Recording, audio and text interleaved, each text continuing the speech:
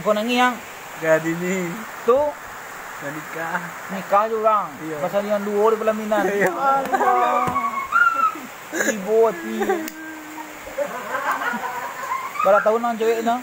3. Oh. Menikah aja orang lain. Iya.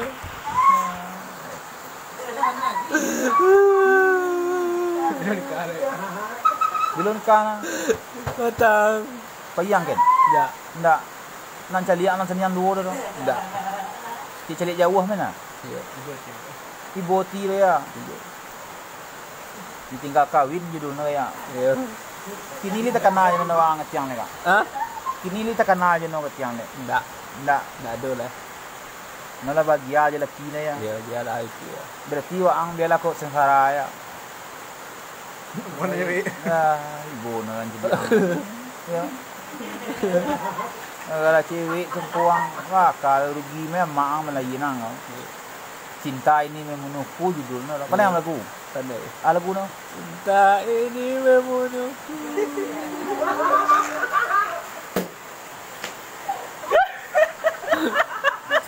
Kamu ada nangis jadi orang nangis. Pantai.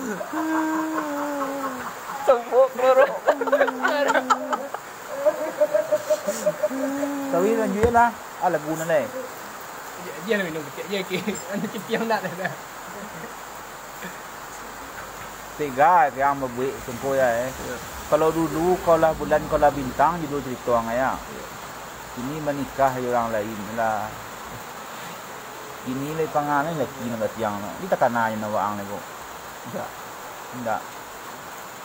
Waang takana tawi ya. Ada dangdut lain nak. Lagu dangdut mah apa orang patah hati kok. Sekian lama. Asyik laguan. Sekian lama aku menunggu untuk kedatangan. Taruhin lah, jangan nangis lah. Yo, nyanyi lah taruhin.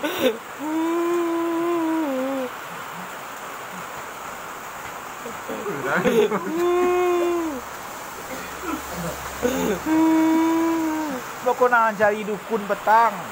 Itu aku Zaino.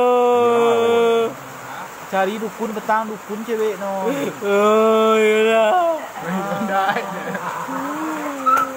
Ini sudah benar.